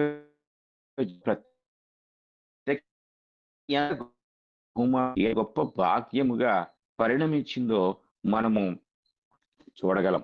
కనుక మనం ఆలోచించినట్లయితే కృప ప్రతి ఒక్కరి జీవితంలోనూ మనము చూడగలము. అయితే ఆ కృపను పొందిన వారు ఎంత చక్కగా వారి జీవితాలను గడిపినట్లుగా కూడా మనం చూడగలం. కనుక మనమైతే ఈరోజు కేవలము కృప ద్వారా ఈ గొప్ప భాగ్యాన్ని పొందుకున్నట్లుగా మనము చూడగలం. రోమీయులకు రాసిన పత్రిక 4వ అధ్యాయము 16వ వచనాన్ని మనం చదువుకున్నట్లయితే, ఈ హేతువు చేతను ఆ వాగ్దానమును యావత్ సంతతికి అనగా ధర్మశాస్త్రము గలవారికి మాత్రముగాక అబ్రహామునకున్నట్టి విశ్వాసము గలవారికి కూడా దృఢము కావాలనని కృపను అనుసరించినదై ఉన్నట్లు అది విశ్వాస మూలమైనదాయను. మరలా మనము ఈ వచనాన్ని గమనించితే, కృపను పొందుటకు మార్గము ధర్మశాస్త్రము కాదు గాని కృప, విశ్వాసము అనేది ఇక్కడ మనకు తెలియచేయబడుతుంది. అందుకే మనం చదువుకున్న రోమపత్రిక 3వ అధ్యాయం 24వ వచనములో నమ్మువారు ఆయన కృప చేతనే అంటారు. అంటే కృప దేవుని వైపు నుండి మనకు అనుగ్రహించబడేది అయితే, మన వైపు నుండి దానిని పొందుటకు మనము చేయవలసిన ఏకైక క్రియ ఏమిటంటే విశ్వాసము. చూడండి. అలాగే రోమపత్రిక 5వ అధ్యాయము 2వ వచనాన్ని కూడా మనం చదువుకున్నట్లయితే, మరియు ఆయన ద్వారా మనము విశ్వాసము వలన ఈ కృపయందు ప్రవేశము గలవారమై అంటాడు. విశ్వాసము ద్వారా, విశ్వాసము వలన, నమ్ముట వలన అనే మాటలు, అనే పదప్రయోగాలు తరచుగా మనం చూస్తున్నాం. అంటే ఈ వచనాన్ని మనం ఆలోచించినప్పుడు, విశ్వాసము వలన ఈ కృపయందు ప్రవేశము గలవారమై అందులో నిలిచి ఉండి దేవుని మహిమను గూర్చిన నిరీక్షణను బట్టి అతిశయపడుచున్నాము. కాబట్టి కృప మనకు అనుగ్రహించిన గొప్ప భాగ్యము, నూతన సృష్టిగా చేయుటలో కృప ప్రత్యక్షమైంది. అలాగే మనం మరొక విషయాన్ని గమనించినట్లయితే, మనము ఎఫెసీ పత్రికలో 2వ అధ్యాయము 8వ వచనాన్ని మనం గమనించినట్లయితే, అక్కడ రక్షించుటలో కృప యొక్క ప్రత్యక్షతను మనం చూడగలం. మనం చదువుకున్న ఆ యొక్క భాగానికి మరలా వెళ్ళినట్లయితే, మీరు విశ్వాసము ద్వారా కృప చేతనే రక్షింపబడి ఉన్నారు అనే విషయం మనకు అక్కడ చెప్పబడుతుంది. అంటే నీతిమంతులుగా తీర్చుటలో కృప ప్రత్యక్షమైంది. అలాగే అనర్హుణ్ణి నీతిమంతుడుగా, అంటే ఒక వ్యక్తి అనర్హుడు కానీ అతను నీతిమంతుడిగా తీర్చుటలో, నూతన సృష్టిగా చేయుటలో, అలాగే రక్షించుటలో కృప ప్రత్యక్షమైనట్లుగా మనం చూసాం. ఇక మనము మరొక విషయాన్ని గమనించినట్లయితే, తీతుకు రాసిన పత్రిక 2వ అధ్యాయం, తీతుకు రాసిన పత్రిక 2వ అధ్యాయము 11వ వచనం నుండి మనం చదువుకున్నప్పుడు కృప అక్కడ ఏ విధంగా ప్రత్యక్షమైందో చెప్పబడుతుంది. ఏలయనగా సమస్త మనుషులకు రక్షణకరమైన దేవుని కృప ప్రత్యక్షమై మనము భక్తిహీనతను, ఇహలోక సంబంధమైన దురాశలను విసర్జించి శుభప్రదమైన నిరీక్షణ నిమిత్తము, అనగా మహాదేవుడును మన రక్షకుడునైన యేసుక్రీస్తు మహిమ యొక్క ప్రత్యక్షత కొరకు ఎదురుచూచుచు ఈ లోకములో స్వస్థ బుద్ధితోనూ నీతితోనూ భక్తితోనూ బ్రతుకుచుండవలనని మనకు బోధించుచున్నది. అంటే క్రమపరచుటలో కృప ప్రత్యక్షమైంది. అక్రమమైన జీవితాన్ని ఒక క్రమబద్ధమైనదంటూ లేకుండా జీవించే జీవితాన్ని జీవిస్తున్న మానవాళి భక్తిహీనతతో ఇహలోక సంబంధమైన దురాశలను విసర్జించి శుభప్రదమైన నిరీక్షణ, ఈ శుభప్రదమైన నిరీక్షణ అనగా క్రీస్తునందు దేవుడు మనకు అనుగ్రహించిన నిరీక్షణను గూర్చిన ఆ గొప్ప వాగ్దానము శుభప్రదమైనది, మేలుకరమైనది, ఆశీర్వాదకరమైనది. ఆ శుభప్రదమైన నిరీక్షణ పొందుటకు ఆయన కృప మనకు దేవుని ద్వారా ప్రత్యక్షపరచబడి ఈ లోకములో స్వస్థ బుద్ధితో, నీతితో, భక్తితో బ్రతుకుచుండవలనని మనకు బోధించుచున్నది. కృప యొక్క బోధ ఇక్కడ మనకు కనపడుతుంది. కృప మనకు ఏమి బోధిస్తుంది అంటే, మనము ఈ లోకంలో స్వస్థ బుద్ధితో, నీతితో, భక్తితో బ్రతకాలి అనే నియమాన్ని మనకు కృప బోధిస్తుంది. అంటే నీతిమంతులముగా తీర్చిన కృప, అలాగే అయోగ్యులను యోగ్యులుగా చేసిన కృప, నూతన సృష్టిగా చేసిన కృప, రక్షించిన కృప మానవ జీవితమును క్రమబద్ధమైన విధానములో క్రమపరుస్తూ ఒక క్రమబద్ధమైన విధానములో జీవించుటకు కృప మనకు బోధిస్తూ ఉంది. ఒక అద్భుతమైన ఇన్స్ట్రక్షన్స్ మనకి కృప అనుగ్రహిస్తూ ఉంది. ఆ ఇన్స్ట్రక్షన్లో మనము ముందుకు సాగవలసిన వారముగా కృప మనకు అనుగ్రహించబడినది అన్న సత్యాన్ని మనం చాలా జాగ్రత్తగా గమనించాలి. అంటే కృప యొక్క ప్రత్యక్షతలు, కృప మనకు అనుగ్రహించిన విధానములు, ఇవన్నీ కూడా మనము దేవుని యొక్క వాక్యము నుండి నేర్చుకుంటూ ఉన్నాం. కనుక కృప దేవుడు దేవుని యొక్క స్వభావ లక్షణములలో ఒకటిగా మనము చూస్తూ ఉన్నాం. కనుక కృప ఇంకా ఎలా ప్రత్యక్షపరచబడింది అనేది మనం చూస్తే రోమీయులకు రాసిన పత్రిక 6వ అధ్యాయము 23వ వచనాన్ని మనం చదువుకున్నట్లయితే, ఏలయనగా పాపము వలన వచ్చు జీతము మరణము, అయితే దేవుని కృపావరము మన ప్రభువైన క్రీస్తు యేసునందు నిత్య జీవము అని చెప్పబడింది. అంటే కృప మనకు నిత్య జీవముగా అనుగ్రహించబడింది. అంటే మనం అందరము పాపము చేసి ఉన్నాము. ఏ భేదమును లేదు. అందరూ పాపము చేసి దేవుడు అనుగ్రహించు మహిమను పొందలేకపోతున్నారని మనకు వాక్యము తెలియజేస్తూ ఉంది. ఇలాగా మనమందరము పాపమునకు మరణమునకు లోనై ఉన్న మనలను క్రీస్తు యేసునందు నిత్య జీవానికి పాత్రుడుగా అనుగ్రహించినది దేవుని కృపా వరము, అనగా దేవుని యొక్క బహుమానమైన కృప మనకు ఇట్టి భాగ్యాన్ని అనుగ్రహించినట్లుగా మనము చూడగలవారమై ఉన్నాం. కనుక మనము ఇంత గొప్ప కృపను మనకు దేవుడు అనుగ్రహించిన ఈ భాగ్యాన్ని వాక్యం ద్వారా మనము నేర్చుకుంటూ ఉండగా, ఈనాటికి కృప పొందని వారు ఎంతో మంది ఉన్నారు. అలాగే కృప పొందిన వారు కూడా ఎంతో మంది ఉన్నారు. అయితే మన జీవితంలో కృప ఇంకా పొందకపోయినట్లయితే కృప స్థానంలో ఏముంటదంటే ఉగ్రత. కృపకు వ్యతిరేకమైనది ఉగ్రత. ఎవరైతే కృప పొందకుండా ఉన్నారో వారు ఉగ్రతకు పాత్రులుగా ఉన్నారు. ఉగ్రత వారి మీద నిలిచి ఉంది అని దేవుని వాక్యం మనకు తెలియచేస్తా ఉంది. కనుక మనము కృప పొందిన వారమైతే ఉగ్రతను తప్పించుకుంటాము. కనుక ఇంకనూ కృప పొందని వారి మీద దేవుని ఉగ్రత కింద ఉన్నారు. కనుక ఉగ్రతను తప్పించుకోవాలి అనే ఉద్దేశం లేకపోతే అలాంటి గొప్ప అవకాశం మన జీవితంలో సద్వినియోగం చేసుకున్నట్లయితే ఉగ్రత నుండి మనము తప్పించబడతాము, కృపను పొందుకుంటాము. హెబ్రీయులకు రాసిన పత్రిక 12వ అధ్యాయము 15వ వచనాన్ని మనము చదువుకున్నట్లయితే అక్కడ ఒక అద్భుతమైన మాట మనకు కనపడుతుంది. 12వ అధ్యాయము 15వ వచనము, మీలో ఎవడైనను దేవుని కృపను పొందకుండా తప్పిపోవునేమో అనియు చేదైన వేరు ఏదైనను మలిచి కలవరపరచుట వలన అనేకులు అపవిత్రులైపోదురేమో అనియు అంటాడు.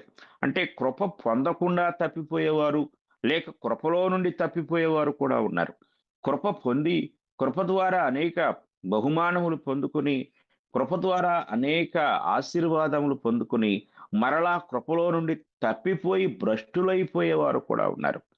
కనుక కొందరు దేవుని వాక్యాన్ని ఎంత వింటున్నప్పటికీ వారు కృపను తిరస్కరిస్తూ దేవుని యొక్క శిక్షకు పాత్రులుగా ఉండేవారు కూడా ఉన్నారు. ఈ మాట మనకు హెబ్రీయులకు రాసిన పత్రిక 10వ అధ్యాయము 29వ వచనంలో కనపడుతుంది. ఇట్లుండగా దేవుని కుమారుని పాదములతో త్రొక్కి తాను పరిశుద్ధ పరచబడుటకు సాధనమైన నిబంధన రక్తమును అపవిత్రమైనదిగా ఎంచి కృపకు మూలముకు ఆత్మను తిరస్కరించిన వాడు ఎంత ఎక్కువైన దండనకు పాత్రుడుగా ఎంచబడునని మీకు తోచును అని ప్రశ్నిస్తూ ఉన్నాడు. కనుక కృపకు మూలముకు ఆత్మ అంటే దేవుని యొక్క ఆత్మ ద్వారా కృపను మనం పొందుకుంటున్నాము. కొందరు వారి జీవితాల్లో కృపలో నుండి తొలగిపోతున్నారు, కృపకు మూలముగా ఆత్మను తిరస్కరిస్తూ ఉన్నారు. కనుక జాగ్రత్త వహించవలసిన వారమై ఉన్నాం. ఈ మాటలు వింటున్న ప్రియ సహోదరి, ప్రియ సహోదరుడా, దేవుడు నిన్ను తన కృప ద్వారా ఉచితముగా నీతిమంతునిగా తీరుస్తున్నారు, ఉచితముగా రక్షిస్తున్నారు, ఉచితముగా క్షమిస్తున్నారు, ఉచితముగా శుభప్రదమైన నిరీక్షణను అనుగ్రహిస్తున్నారు, ఉచితముగా నూతన సృష్టిగా చేస్తున్నారు. ఇదంతయు ఉచితముగా జరిగే ప్రక్రియ. ఈ ఉచితముగా దేవుడు అనుగ్రహించే ఈ గొప్ప వరమును నీవింకా పొందకపోతే ఉగ్రత పాలవుతావు అనే విషయాన్ని గ్రహించాలి. కనుక దేవుని ఉగ్రత నుండి తప్పించుకున్నటకు ఉచితముగా అనుగ్రహించిన ఈ కృపను ప్రతి ఒక్కరూ పొందాలని దేవుడు కోరుకుంటూ ఉన్నాడు. దేవుడు ఆ కృప ద్వారా మనల్ని రక్షించుటకు మనల్ని ఆహ్వానిస్తూ ఉన్నాడు. హెబ్రీయులకు రాసిన పత్రిక 4వ అధ్యాయము 16వ వచనాన్ని మనం చదువుకున్నట్లయితే అక్కడ ఈ చక్కని మాట కనపడుతుంది. గనుక మనము కనికరింపబడి సమయోచితమైన సహాయము కొరకు కృప పొందునట్లు ధైర్యముతో కృపాసనమునొద్దకు చేరుదము. ఈ మాట పాత నిబంధన ప్రత్యక్ష గుడారంలోనికి వెళ్ళే విషయాన్ని పౌలు గారు మనస్సులో పెట్టుకొని రాస్తున్న మాట. అది ఆ యొక్క ఉదాహరణను పోల్చి చెప్తూ, పాత నిబంధనలో ప్రధాన యాజకుడు ధైర్యముతో కృపాసనమునొద్దకు లేక ఆ యొక్క ప్రత్యక్ష గుడారంలో ఉన్న దేవుని మందసమునొద్దకు ప్రవేశిస్తాడు. ఒకవేళ అతడు ధైర్యముతో వెళ్ళలేకపోయినట్లయితే అతడు శిక్షించబడతాడు. కనుక మనకు ఇక్కడ మందసము కాదు గాని కృపాసనమును దేవుడు అనుగ్రహిస్తున్నాడు. దేవుడు కృపనే ఒక ఆసనముగా చేసుకుని ఆసీనుడయ్యాడు. ఆ కృపాసనమునొద్దకు మనము ధైర్యంతో వెళ్ళాలి, దేవుని యొక్క కృపను పొందునట్లుగా. కనుక అటువంటి గొప్ప భాగ్యమును దేవుడు క్రీస్తు యేసునందు ఆయన మనకు చేసిన ఆ గొప్ప ఉపకారము ద్వారా, క్రీస్తు యేసునందు చేసిన విమోచనము ద్వారా కృపలోకి ప్రవేశాన్ని మనకు అనుగ్రహించారు. ఇవన్నీ కూడా దేవుని కృప యొక్క గుణలక్షణములై ఉన్నవి. దేవుని గుణలక్షణముల్లో ఒక భాగమైన కృపలో నుండి మనం పొందుకునే అద్భుతమైన ఆశీర్వాదములై ఉన్నవి. కనుక మీలో ఇంకా ఎవరైనా ఆ కృపను పొందకపోయినట్లయితే, ఇంకా ఎవరైనా కృపను పొంది కూడా కృపలో నుండి తప్పిపోయే స్థితిలో ఉన్నట్లయితే, చేదైన వేరు మొలచి ఆ కృపలో నుండి ఆ యొక్క స్థితిలో నుండి తప్పిపోయే ఆ వ్యర్థమైన జీవితాన్ని గడుపుతూ ఉంటే, దయచేసి ఇకనైనను దేవుని వాక్యమునకు లోబడి మనమందరము కూడా దేవునితో కలిసి సహవాసము చేద్దాం. చివరిగా హెబ్రీయులకు రాసిన పత్రిక 12వ అధ్యాయము 28వ వచనాన్ని మనం చదువుకుందాం. అందువలన మనము నిశ్చలమైన రాజ్యమును పొంది దైవ కృప కలిగి ఉందము. ఆ కృప కలిగి వినయ భయభక్తులతో దేవునికి ప్రీతికరమైన సేవ చేయుదము. కనుక ఈ వచనములో దేవుడు మనకు అనుగ్రహించిన ఇట్టి గొప్ప భాగ్యమును వాక్యము వినుచున్న ప్రతి ఒక్కరూ కూడా వారి జీవితాల్లో పొందుకోవాలని తెలియచేస్తూ ఈ మాటలు నేను ముగిస్తూ ఉన్నాను. ఇంతవరకు శ్రద్ధతో విన్న ప్రతి ఒక్కరికి నా హృదయపూర్వక వందనములు తెలియచేయచ్చు ఉన్నాను. ఇప్పటి వరకు చక్కగా గొప్పగా దేవుని యొక్క వాక్యమును వినిపించినటువంటి సహోదరులకు వందనములు తెలియజేస్తూ, సార్ మీరే ముగింపు ప్రార్థన చేయండి, తర్వాత మాట్లాడుకుందాం. మహాపరిశుద్ధుడా, మహోన్నతుడా, మా ప్రియ పరలోకపు తండ్రి, ఈ వేకువజామున మీ మహోన్నతమైన కృపను గూర్చి మాతో మాట్లాడినందుకు మీకు స్తోత్రములు చెల్లిస్తున్నాం.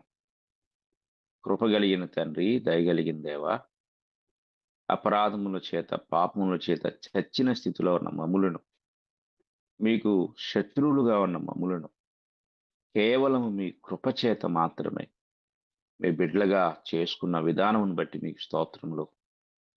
సర్వలోకమంతయు మీ ఉగ్రత కింద ఉండగా క్రీస్తు యేసునందలి ఆయన చేసిన త్యాగము ద్వారా మీ కృపను మాకు అనుగ్రహించి, ఆ కృప ద్వారా సర్వ మానవాళిని రక్షించుకుని తండ్రి మీ బిడ్డలుగా చేసుకున్న విధానమును బట్టి మీకు స్తోత్రములు.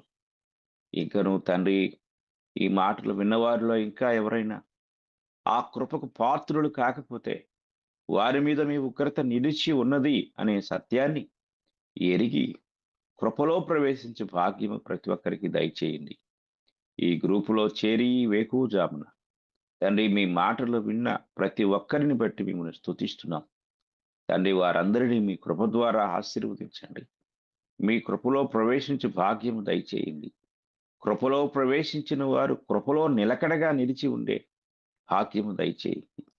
నిశ్చలమైన రాజ్యములో ప్రవేశించున్నంత వరకు కృపలో వేరైపోకుండా దానిని గట్టిగా పట్టుకుని కొనసాగు భాగ్యము దయచేయండి తండ్రి. మీకు స్తోత్రములు చెల్లిస్తా ఉన్నాం తండ్రి. గ్రూపులో చేరిన ప్రతి ఒక్కరిని మీరు దీవించి ఆశీర్వదించండి.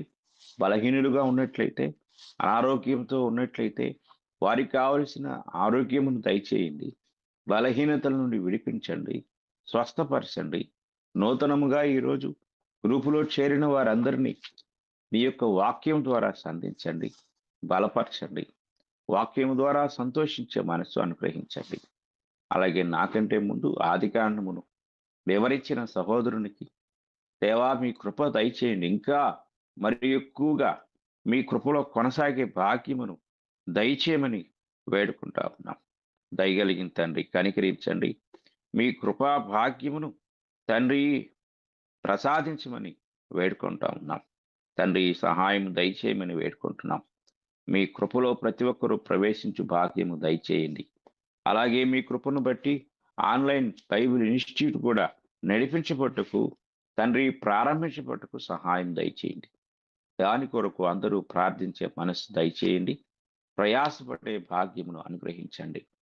అలాగే ఈ కార్యం అంతటినీ కూడా తండ్రి ఎంతో చక్కగా నిర్వహిస్తూ ఉన్న మా తండ్రి మీ యొక్క దాసుడు రవి గారిని, వారి కుటుంబమును, వారి బిడ్డలను ఆశీర్వదించి ఇంకా ఎంతో జ్ఞానయుక్తముగా భవిష్యత్తులో ఈ యొక్క సాంకేతిక పరమైన ప్రతి పనిని చక్కగా నిర్వర్తించు జ్ఞానమును మీరు దయచేయండి తండ్రి. మరి ఈ సమయంలో ఇక్కడ చేరి ఉన్న ప్రతి ఒక్కరిని కూడా మరొకసారి మీ కృపకు పాత్రులుగా చేయమని ఈ ప్రార్థన మా ప్రభు అయిన యేసుక్రీస్తు వారి పరిశుద్ధ నామములో అడిగి వేడుకుంటున్నాము తండ్రి.